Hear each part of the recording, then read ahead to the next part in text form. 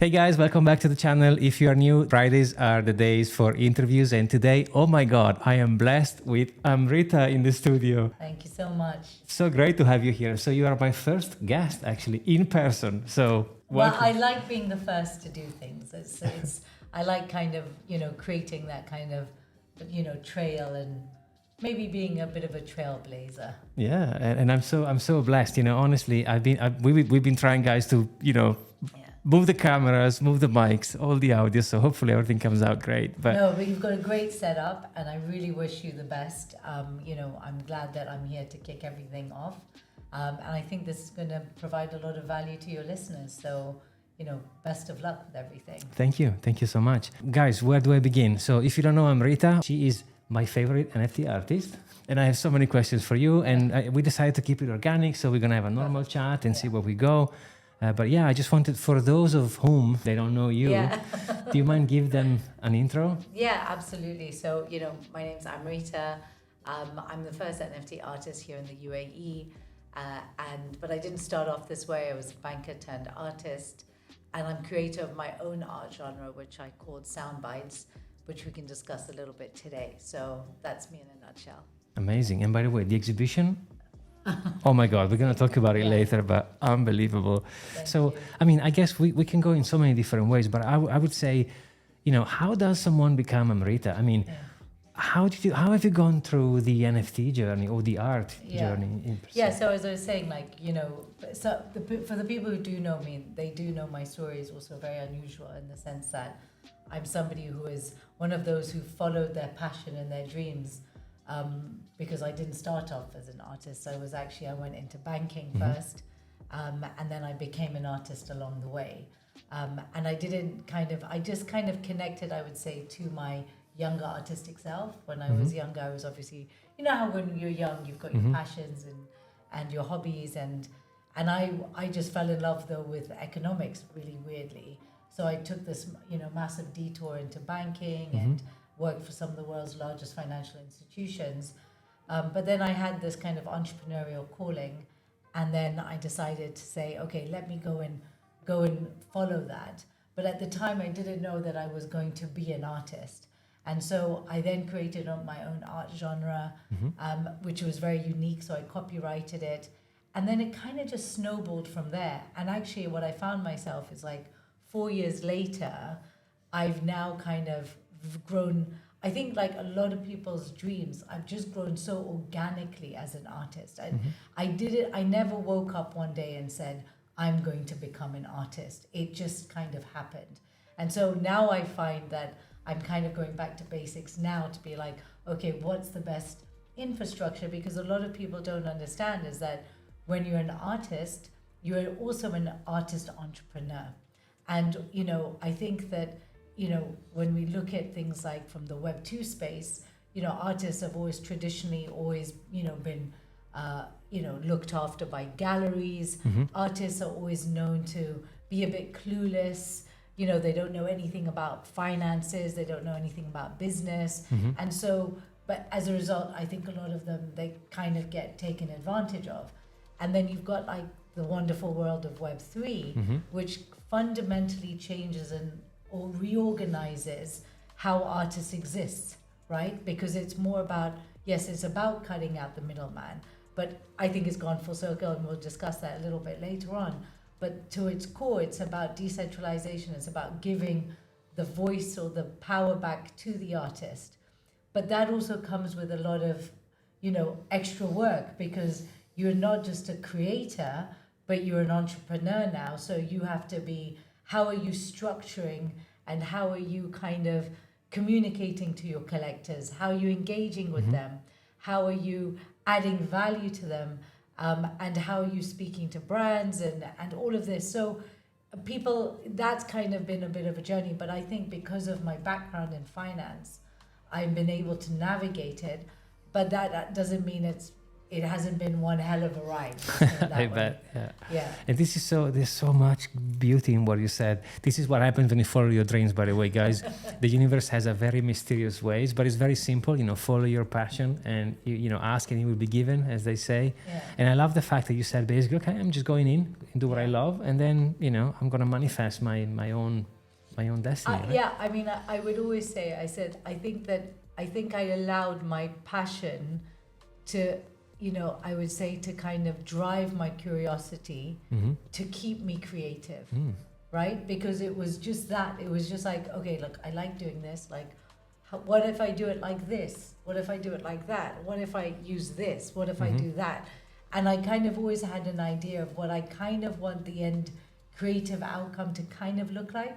But I always used to be like, well, I don't know how to do that, but I'm curious to understand how I can try to make that happen. Yeah. Because that's the whole point sometimes with art is that you create something that literally has never existed before. Yeah. You're creating something out of, well, not out of nothing because you are something, but, and how do I then have that, how do I kind of take my passion and then how do I actually then manifest it into something tangible? Because people have passions, but then how does that then turn into something tangible? Exactly. And I couldn't agree more with you. Like, you have to kind of be a Swiss knife person, especially when it comes to, like you said, okay, how do I sell? How much do I charge for my piece? And how do I present myself in social medias? And usually artists or creative people are very into, like my mother, she's a painter, my grandfather was a painter, so I know the profile. They don't care. They just want to paint, you know? So you have to then learn how to become an entrepreneur, like you said. And the touching to the Web3, exactly like you said, fascinating, because your take on NFT is just mind-blowing, because you've gone into, so not only being innovative as a way of doing art with the NFT and the blockchain and everything, but you basically are working with audio. We're going to talk about it later. You can see, I mean, it's mind-blowing. So you've gone in deep, you just didn't do a kind of a profile pic collection with cactuses or monkeys. You just gone in, right? Recording audio, having words, unbelievable. And by the way, if you guys are in Dubai, you check out the exhibition, because it is unreal. Space is beautiful. You've taken over. It's fabulous. So I was actually super blessed to be there. I was very involved. It was super beautiful. But your approach, and maybe we can talk about it later, it is very specific. And probably that's why people have so much respect for you, because you've taken a new technology and you basically made it yours, because no one is doing what you do. Yeah, thank you. I mean, and so there's some really amazing things about, being the first to do things. And also, I would say just kind of, I think I do get a bit of a kick out of someone saying, I've just never seen that before. And that, I think that just comes out of, why do I enjoy that? I think it just really comes out of, it's like a part of my soul. You're seeing a part of my soul, right? So then there's that connectivity there. But then as a result, though, of doing something that's never been done before, is that, you need to kind of explain it to people. Right? And so that then also comes onto the journey of educating people and being like, okay, so, this is a sound wave. So for those people who don't know my art style, it was originally called voice note art, but now I call it sound bites. But effectively, I say a word, right? So like, we can, even see the sound waves coming up, and then I capture the shape and structure of the sound wave, and then each of the lines of the sound wave I draw to match the meaning of the word, right?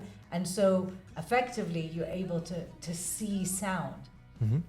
And so the first one came of, okay, I had this idea, and I created it, and it was a 2D.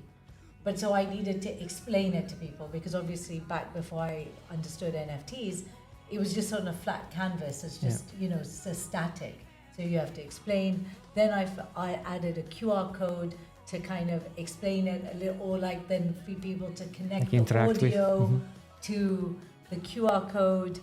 And then I was like, okay, well, if I add 2D animation, then that kind of explains it, because you can have the sound wave come up, you can have the lines of the sound wave come up. So again, it's kind of taking away from me having to explain it, right? To show. Because my whole premise on my art is I take instead of saying a picture is worth 1,000 words, I say a word is worth 1,000 pictures. Yeah, I love that. Yeah. And so like I just thought, okay, how can I keep converting my words into pictures so that people understand this because they've never seen it before.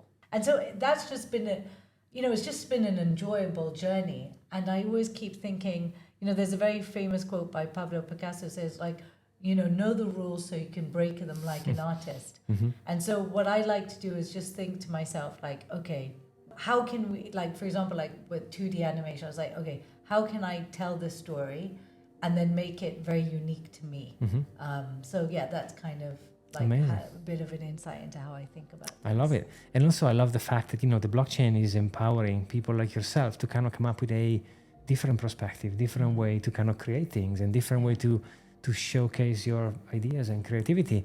And, hence why I'm like, damn, that's like deep. You just gone, I would have never come up with, hey, let me record my sound and then build around it some sort of an interaction element. And the exhibition you have now on display, all the, we're going to talk about generative art. Amazing stuff. And what I like the most is just like, you're not stopping. It's like, it's not like you're saying, okay, I've done the audio kind of theme and I'm going to, you keep exploring, keep playing with the technology. And this is great. Yeah. So, the other thing as well, for creators maybe who are listening to this in terms of like just some, is that on one hand, like, for example, like a lot of, so I started off with sound bites, right? And well, first I called it voice note art, and then I decided to rebrand, put sound bites. I then started layering on things like augmented reality. So my collection became the AR soundbite collection. And then I moved on to creating my own language, which I've called the Alpha Bites, where literally it's all to do to language, it's about communication, right? Yeah. And then effectively like the alphabet is nothing but, a string of symbols that we have now put a meaning towards, right?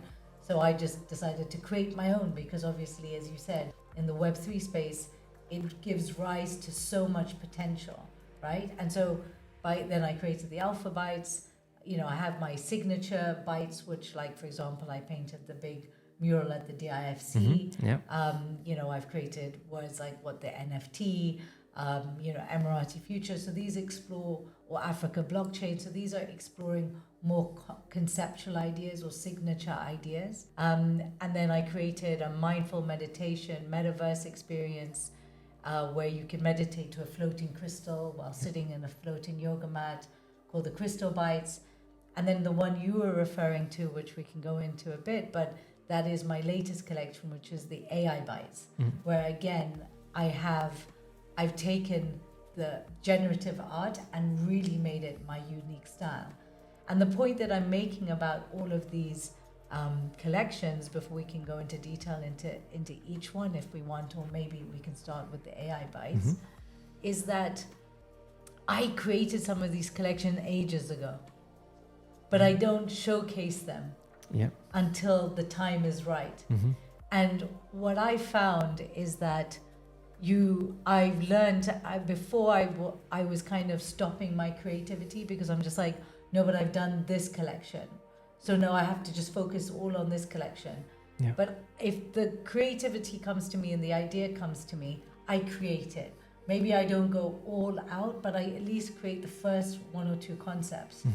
And so a lot of these things, and in fact, I have a lot more collections to come and ideas to come, but I'm going to, like you release them slowly when the time is, whatever. But my advice to creators out there is like, if the creativity is there, don't stop it, right? Don't let that flow stop you because, what you said is that artists you want to create, that's what's going to come out. Then you have to put on the other hat of, okay, either entrepreneur or like also just curating with your audience. You don't want to overwhelm your audience. You want them to love what you've created now before you move on to the next thing, right? Just because you've moved on, you need that to sit with people. And so it's that kind of a balance. I think I've got collections for the next 5 years, actually, because I've got so much, ideas that have come. But one of the key things that I make sure is that I always have the concept of sound, vibration, energy, that runs and fundamentally change through art and technology that runs through all of my artwork, all of my collections. Which is true to who you are as an artist, and I love it. Guys, take notes, because she's giving some amazing insights.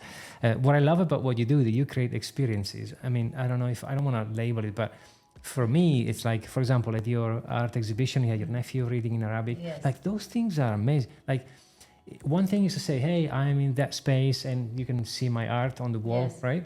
One thing is to think about an experience for people to come in and, put your phone and engage with the art and hear the Arabic poetry. I mean, those things are amazing. And, there is a difference in between creating like art, which is great. You can go and paint and hang it, or think about, and this is probably why you're so deep into Web3, because Web3 allows you to connect deeper, right? 100%. So, I believe that a lot of the time artists are storytellers of their times, right? And a lot of the time, I would say, even within the traditional Web 2 world, some of the biggest art has been celebrated because it tells a sad tale, or it really talks about the plight of the world. But what I want to do is I want to bring a bit of magic back, right, to art. And I want to bring magic back to adults. I mean, kids are going to be fascinated anyway. But what I do like is I like seeing, the face of adults light up and be like, whoa, that's just something different. And I think that being able to use technology as a tool brush that allows me to do that, I think, is actually one of the advantages of something of this new tech revolution. I love the wake up inner child kind of mission. Yes, it's awesome. exactly. And so that's why I do things like using augmented reality. I was the first one the DIFC is the first augmented reality mural in this whole part of this region.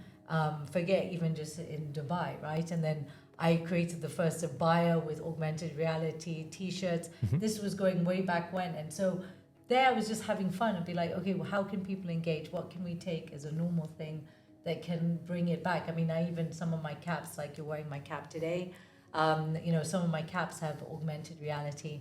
And then I played around with VR, virtual reality. And then obviously for me, AI, and we can talk a bit now about the exhibition that's actually, there's an exhibition at the NFT store in Dubai Mall, and that's my AI Bytes collection. And when AI came out, obviously the generative art thing, everybody's on top of it, and they still kind of are. But what I love about AI is that it connects completely with my whole underlying concept of my art, is a word is worth 1,000 pictures.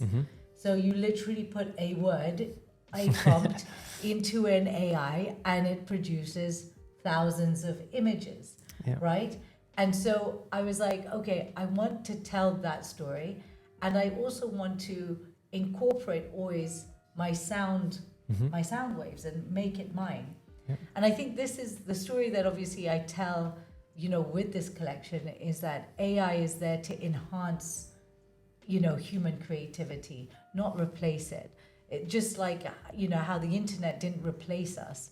And so with this collection, what I did is first of all, I asked ChatGPT to write me a poem about Ramadan and Eid, and that ChatGPT wrote it. Then I used then I took those same words, put them into AI, and those created thousands of images. And then I selected just 7 images, and then I wrote down those exact words of the poem that created the prompt for the images, and I hand drew them onto the artwork. And then the augmented reality literally recited the poem, and the wordings that for the English was actually recited by an AI, but the Arabic AI is still not up to date, so I had to get a person to do it. But it just is that combination of human with machine to actually use AI in a way that really kind of owns it completely per me and my art style. Yeah, exactly. I mean, without taking away anything from whoever does generative art. So you can create a collection of 10,000 monkeys and just change the hat or the accessories. nothing wrong with it. But do you see the difference in between, like when you explain all the steps? I also love that you have that kind of barrier in between. So there is a connection between English and Arabic merging into one. I mean, it's amazing.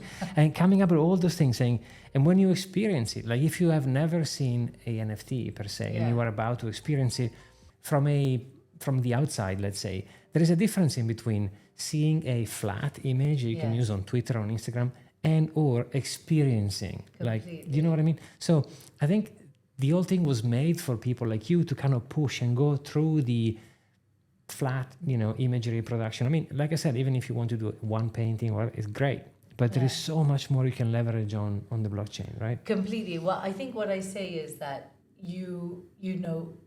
what technology does is that it kind of opens up. Already an artwork tells a story. With your phone in between, you create all of this new storytelling real estate that happens between, whether it's a mural, whether it's a physical artwork, whether it's an NFT on a screen, and your phone. All of a sudden, a new story is able to be told, right? In this kind of through your phone. And I think that's what's magical about it. And I think what's also magical about it, and we can talk about this a little bit more as well, is that, I think people in the Web3 space, they are revolutionizing everything, but they're doing it in a very complicated way. We're using complicated language that the mass adopters just don't understand. And so with this is easy for you to understand. It's instinctive for people to use. It connects them more to the artwork, and it makes it more of an experience.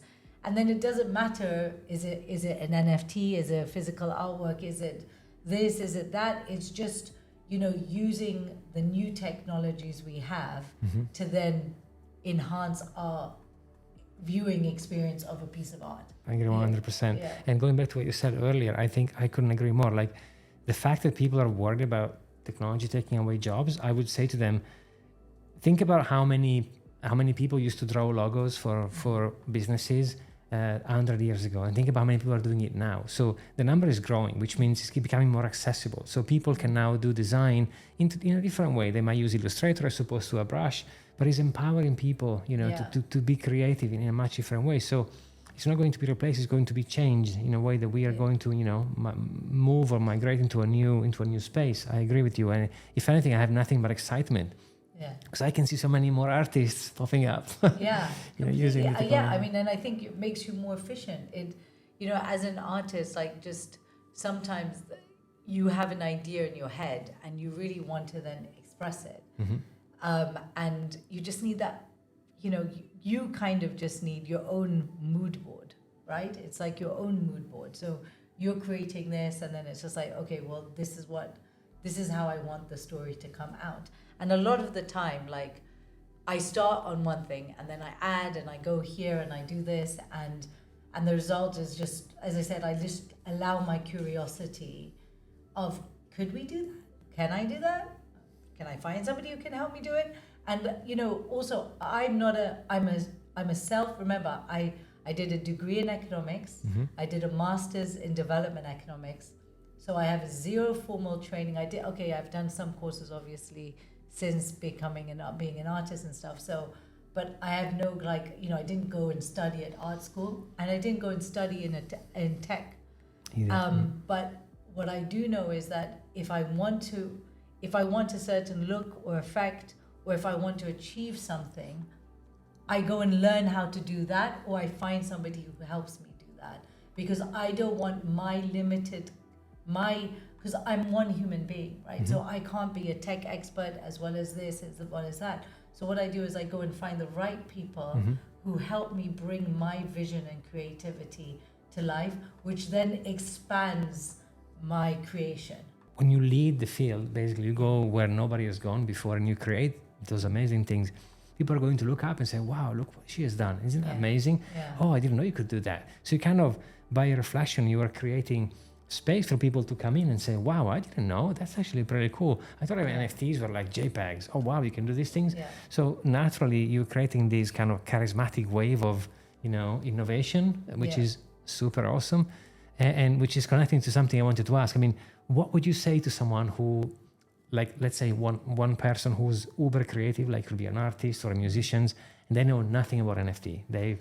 What would Yeah, you say so to no, them? that's a good point. I would say to everybody, NFTs as just a medium, right? And I think people need to understand that I won't talk about like singing and music and all of that for the time being, because obviously I'll just focus on the art. But NFT is a medium of an expression of your artwork, right? So for example, for me, it's just like, yeah, I draw the artwork, I hand draw it, and then do I communicate that as an NFT and mine it into the blockchain? Do I make it into a physical artwork? Do I paint it on a mural? Do I make it into a physical sculpture? Do I put it in virtual reality? Do I make a little toy out of it? You know, how am I translating my artwork and my creation onto which is a medium? And so I think the first thing to understand is that NFTs is a medium, and that, you know, even like with my art, and where I'm saying is like, for me, there's two fundamental different mediums. You have a physical artwork and you have the NFT. And those are two different assets, right? Because if you want to buy the NFT, you buy the NFT, and you want to buy the physical art. But because I think that we're still on this journey of people not understanding the difference, you know, like not understanding the difference, but people not being able to wrap their head around, why would I just own an NFT and put it on a screen? I do create, a lot of my work is still phygital, right? Yeah. So you get the NFT, you buy the NFT, and the utility is the physical artwork. And I want to kind of pause on this because, you know, because this becomes a very, very important point when it comes to being an NFT artist compared to being an NFT project. When obviously I started off at the beginning when these 10,000 NFT collection projects didn't even exist. And so I started off purely as an NFT artist, how it really originally started, like proper OG. And then these 10,000 NFT collections.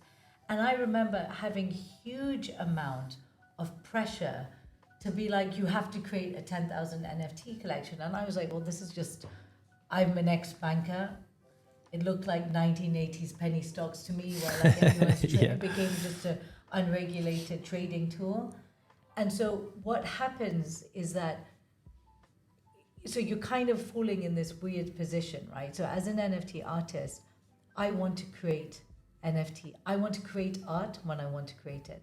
And I don't always want to have a 10,000 collection for all of my different collections. And in fact, one of the things that makes you rare as an artist is that I create one piece or two pieces, and those become fundamentally unique. That makes it rare, right? Because I'm literally creating, you know, a piece of artwork, and then each time I don't, you know. But then the problem is that then you're only creating one pieces there. But then if you're a pure NFT collector, i.e. / trader, right? Which is who you want to collect your pieces, because obviously the mass adoption, who understands the traditional Web 2 art collectors, they value the one of ones. They value that there's not going to be lots of them. But the problem is that the NFT collector, which is maybe, is it a collector or is it just a trader? Yeah, flipper. They want 10,000 NFTs, right? So they want, because they need the liquidity. So even if you do a 50 collection, 100 collection, you have to do 10,000 NFTs. You know, when you say, yes, I've led the way, that's also something that I'm also trying to be like, no, not every time. You know, you as a collector have to understand that when you're collecting my work, you're collecting me, and you're collecting my growth, and you're collecting my story. And that over time, I will have 10,000 plus collectors. They then will become part of my Byte Club, my Byte community, and they will get, that becomes the project, rather than me. Then every single time I have to then, because then it compromises my creativity. And I feel that's kind of where I'm changing it. So, you know, I'm developing my own kind of project, I would say, kind of in your NFT projects, your own roadmap, your own, you know, collector value. but to everyone who buys a part of my collection. Like if you just buy one artwork, you don't have to worry if it's a one of one, because you're becoming part of my bigger community. I love it, and there is so much good in what you said. I completely agree. I think you can play so many different ways, and I think how do you play is going to define you as an artist. Like there are people, they wanna, like you said, value the fact that, hey, I wanna do it just like small amount for build a bigger story, as opposed to I wanna create 10,000 to let people flip them and make money and then disappear and vanish, because that's what happens most of the time, and it's not just in the NFT, but it's kind of even on the print. There's people, they buy print as opposed to buying like real paintings. There is all sorts of markets, but I like to see that people like yourself are deciding not only what to do with the NFT itself, but how to use technology, because there is so many ways on how you can build on top of this Web3 thing, right? Exactly. And the physical, like you said, it's super interesting, because I think the physical and digital together are going to create. So then what happens if I am a true collector? What happens if I have the hat, which was supposed to be coming from an NFT, but I don't have the NFT anymore? What if I have both? So what is the value? How is it going to be more valuable if I have both, or if I only have half of it? Or which one is going to be more valuable, the physical or the digital? It's going to open up so many... and it does. And I mean, I spend a lot of time discussing this, but also the problem is there's not that many people to discuss it with. And also there's not, I can't just take a model off the shelf. So I have to do also, like, I'm just like, okay, let me test out like this, or because I know conceptually what needs to happen. You need to have a physical hat. That physical hat comes with its proof of originality of the cap, the NFT, right? And then you can have a cap NFT, maybe it's rotating, and that's technically a totally separate NFT. But that physical cap should come, but with a separate kind of boring certificate NFT. It's kind of connected just too. So technically there would be three still assets, because, in a way, so you've got your NFT, right, which is the pure NFT. And then you've got your physical cap, and then the authentication to the physical cap. But the authentication to the physical cap can't be exciting because who's going to want to trade that, right? And so, but at the same time, because it's still so nascent, it's hard to explain it to people. Everybody's got different views on it. What I do is, like, you buy a T-shirt, you get the NFT.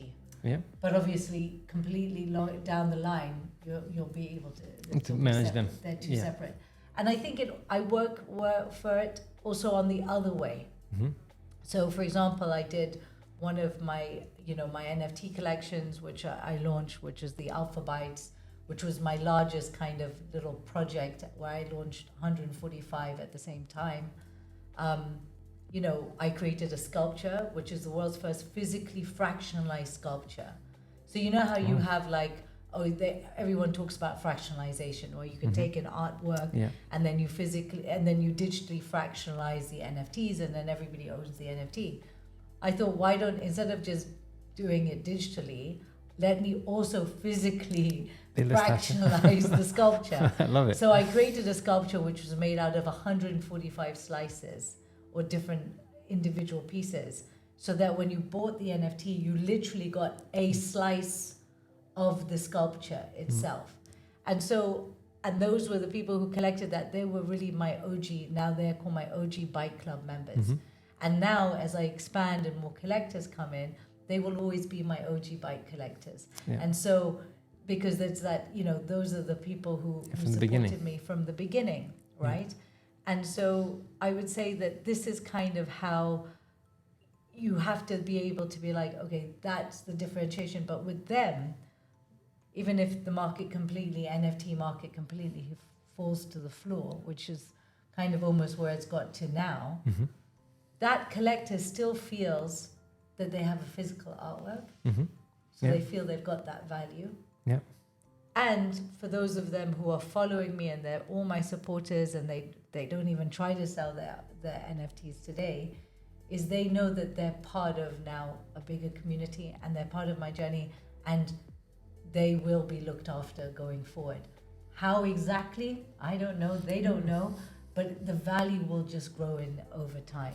Yeah, because also they invested in you, right? They don't invest it into a random collection. They invested into a person, into a creative soul. So that's probably, I agree, that's where the value is. And like you said, I think it's going to be super fascinating to see. I was reading about soul-bound NFTs, which means you can't send them. You can only send them once, and then. But then again, what you can do, I can give you my seed phrase from my wallet. So the whole thing is being kind of figuring out itself. So we are it's very complicated to use. The experience is terrible. It reminds me of internet 25 years ago, where I had to connect to a modem to dial into the phone line, and it was really expensive. I think we are there now, where people are trying to leverage on the technology. There's people like you creating, leading, inspiring, and there's people investing, people flipping. Scammers are everywhere. They've always been everywhere. So guys, be careful, because it's always been like this, not just in NFT, like in art, and actually if you want to solve the art problem, and the blockchain is your friend, like, you can actually stamp on a decentralized ledger that whatever you're buying is true, authenticated, as opposed to good luck in finding if the Picasso you own is real Picasso, or whatever artist you want to buy. It's going to be much easier to make a copy, and sell it pretending to be the real thing. So the blockchain is going to come in, I think, over the next few years, and it's going to solve so many problems. It's going to create so many new artists and so many opportunities. So I'm actually super excited about it. Yeah. So, and the other thing when you talked about is, so the only thing in life that's constant is change, right? But what people don't like change, and they also like familiarity, and they like to, and so I think that what's also happening is that, you had a lot of pioneers in the Web3 space, but you cannot build, and I think the bear market has shown this, is that you can't build the future with only a very small percentage of the world's population. And so I'm a really, really big believer in, from somebody who has also come from the Web2 space to the Web3 space, is that we really have to educate people from going from one part to the next. And so, but people are so busy building that they're not actually educating. And so, and I've been very subject to the same thing. In the last couple of years, I've had so many people say, Amrita, just, can you teach me about like blockchain or NFTs? How do I make an NFT? And I'm just like, oh my God, I don't even have time to breathe, let alone have time to teach you. But what I decided to do is I decided to kind of create a bit of space in my life to actually launch, which I'm super excited to launch, my Byte Academy. And for those of you who don't know, is obviously the word byte features a lot in everything I do, from a sound bite to the alpha byte. And so I've created my own Byte Academy and my own Byte Studio, because ultimately that's kind of, the Byte Studio is more, I would say, my studio that services me as an artist, but obviously I work with lots of brands to also help them along their Web3 journey, and also through the NFT, kind of world. And obviously they commission me to do things. But the reason why I wanted to do the Byte Academy was like an online, it's like an online learning platform. And so I've launched my first course, which is in blockchain, right? Because everyone would think, oh, you're going to launch an NFT collection. But I kind of want to go literally with the building one step blocks at a time. and say, first understand blockchain, then I'll explain to you NFTs. And, there's thousands of courses out there. There's free courses, whatever the case is. But I'm just looking for curated courses. And then I do some bite-sized learning on the side. And I'm launching the first course, which is called the Blockchain Foundation course.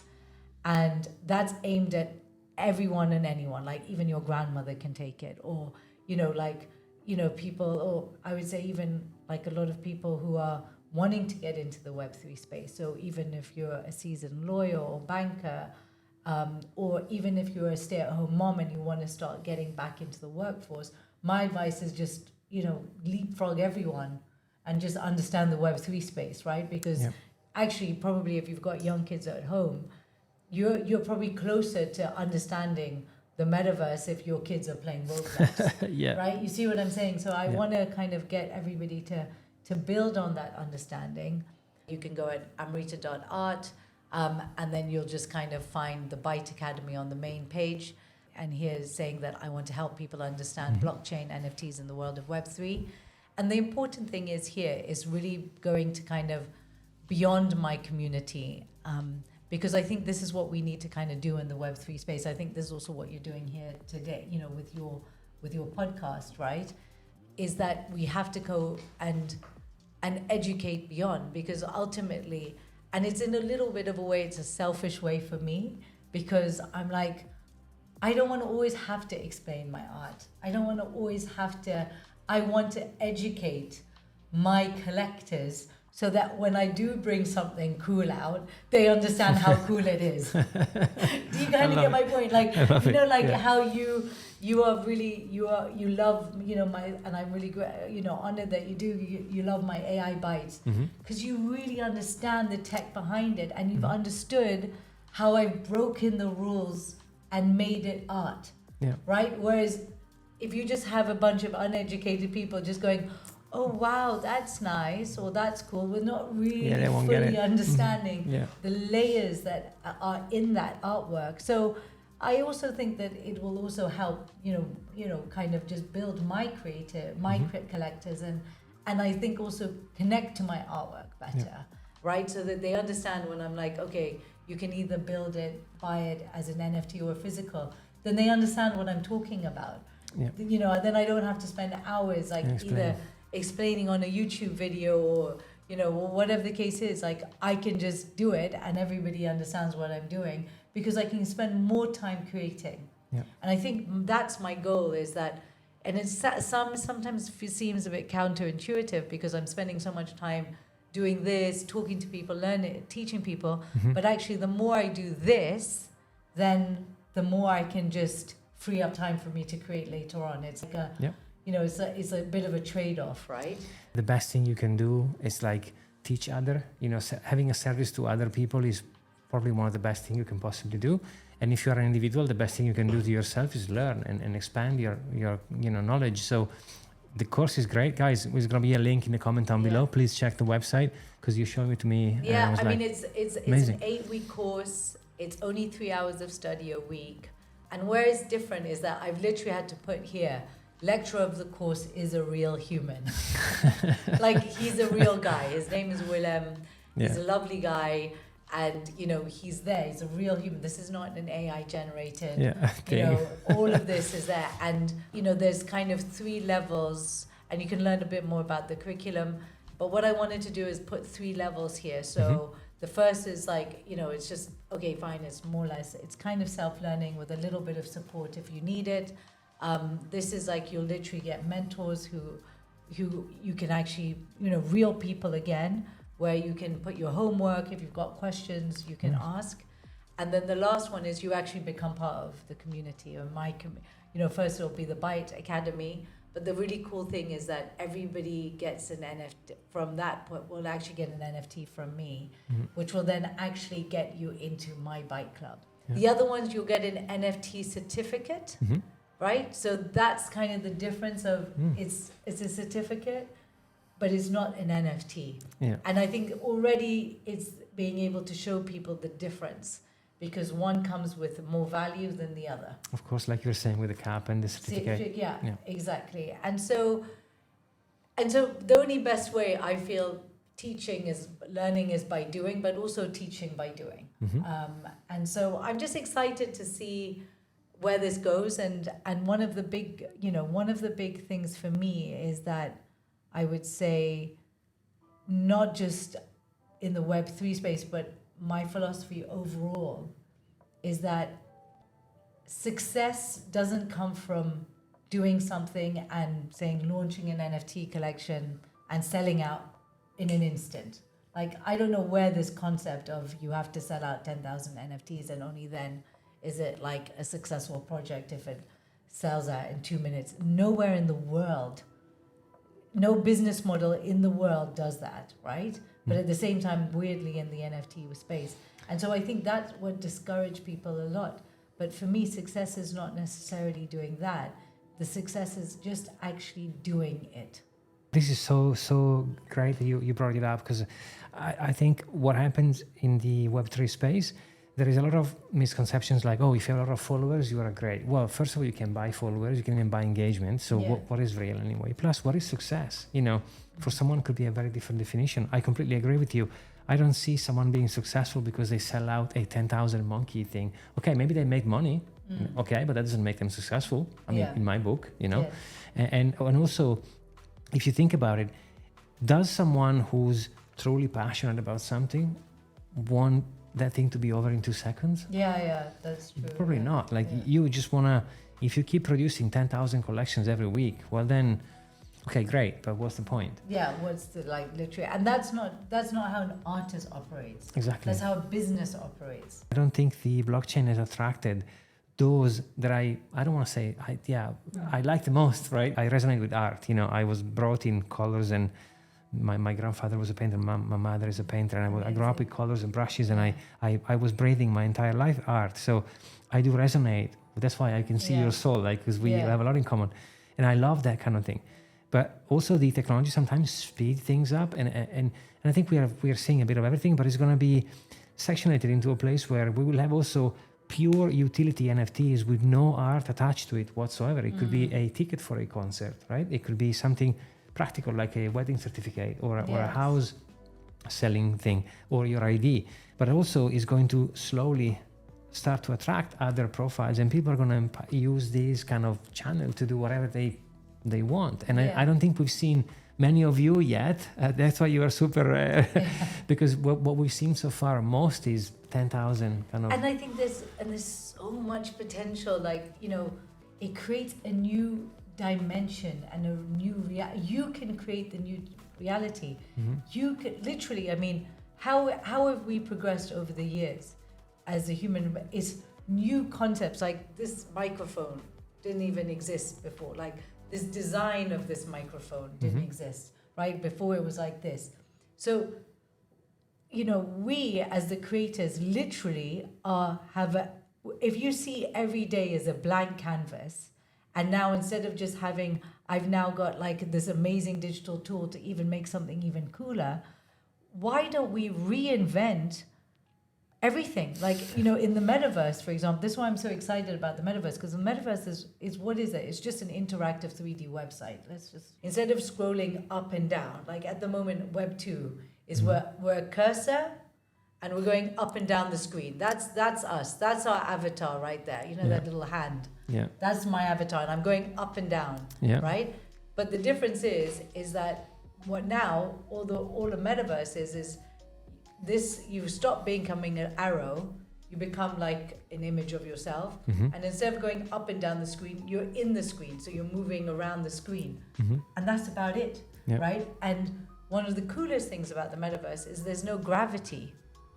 So why do we have to have the metaverse that looks like the real verse?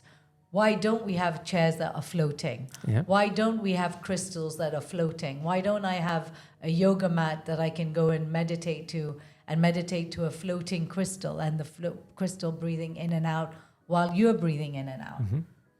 And I'm like, people are not, you know, the kind of creativity that we can unlock is bigger than we've ever had in our past. And yet we're just focusing on a monkey and a... You know. I know. Sometimes, which it does have its. I mean, that also has its meaning. I mean, don't get me wrong. I think it's amazing, and you know, just how like when Andy Warhol came, and you know, like when Jackson Pollock came, and they completely changed the game. This is why traditional art, they are very they look at a Bored Ape and they're like, oh my God, that's not even art. Well, what a red dot is. On a red canvas, a red dot on a red canvas is art also, right? It is, because it changed fundamentally the way we viewed and understood art. And it created it showed that there was a change in way society is developing or moving, whether you like it or not. Yes, the Bored Ape is now a new symbol for a community. And it's also necessary, sorry to jump in, I believe it's also necessary to get to the next phase or to grow into different parts, because we constantly build on top of each other, right? So without the ape, we wouldn't maybe have other things. So everything is, I like kind of recycling everything. And then it's not necessarily what I identify myself at. When I think about NFTs, I don't think about that per se, but it is part of the soup, right? And we can't take it out and we can't even judge it. We just need to embrace it and just then keep building it, maybe in different directions. And sometimes you have to go through what you don't like to find what you like. So it's all good, it's all great. And to add to that, it's all part of the soup. And I think I talked about it at the exhibition which you went to. It's all part of us being AI machines. Yeah, I remember. We that part. are the OG AI machines, right? We are nothing like all our output is a summation of all the experience, the input that has happened. And if you go a bit deeper, not just in our lifetime, but in our entire family lifetime. So we have got generations of downloads here, and we are nothing but combined AI machines. So even by me, and there's a beautiful quote that says, art is never created, it is always borrowed. Right, so even yes, I copyrighted my concept, but because I was the first one to actually physically do it. But my idea came from all of my experiences. Your experiences, yeah, I love that. And so that's what AI is, right? It's like, and so at a very deeper level, just like how you would be very careful, whatever you put in to the AI machine, if you put love and happiness and growth mindset, you're going to get thousands of different images. Just like our brains, if we put in hate, fear, anger, if we put those words into our brains, that is what comes out. And so this is what people say about this concept of manifesting. Yeah. We are literally, you're an input, it will come output in some way. Yeah. And that's why I like it, because at a very deeper level, it shows it tells a deeper story, because you can disassociate from it, but hopefully by disassociating from it, you learn from it and you can understand actually it's just a reflection of who we are as human beings. Well, my brother is in Dubai and we had a lovely chat last night, and it seems like we talk about those things, and he always said to me, you become what you think about. So it comes out. So I completely agree. And also what you said, it's so deep to a level that you're like working on your ego to a point to saying, well, it doesn't come from, I don't own it. I'm letting it out. Yes. It's coming through. Yeah, it's coming through me. And I love that, because it makes you, it gives you, explains the person that you are, a lovely human being. So thank you so much. I really appreciate it. And thank you for doing this. This has been fantastic. So I enjoyed our conversation. You've created an amazing setup here, and I know for those you can't see the view, but I'm looking at a beautiful view ahead of me, and the conversation is just very easy, and so it was really enjoyable having a chat with you today. Nice. Well, thank you so much for coming into the show, guys. Thank you so much for watching. Remember to check out Amrita in case you haven't, because you should have. And I'll link also the course in the comments so they can find it. Yeah, perfect. And do follow me on Instagram at art.by.amrita, or on Twitter at art.by.amrita, or go to my LinkedIn at Amrita Sethi. You'll probably see us around, catch us around, and we're hitting the Dubai Web3 space and beyond. Exactly. So until next time, thank you, Amrita. Thank you for watching. Take care. Bye. Bye.